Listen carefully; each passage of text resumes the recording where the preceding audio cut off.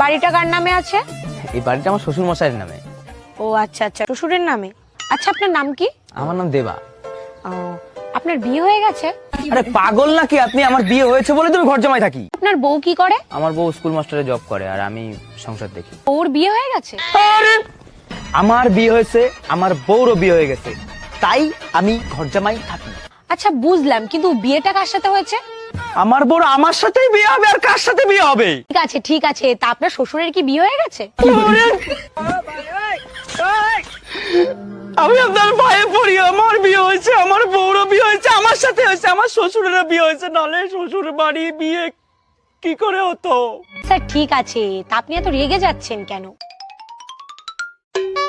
আরে ও ম্যাডাম, বলে তো যান যে সার্ভেটা কিসের জন্য করলেন?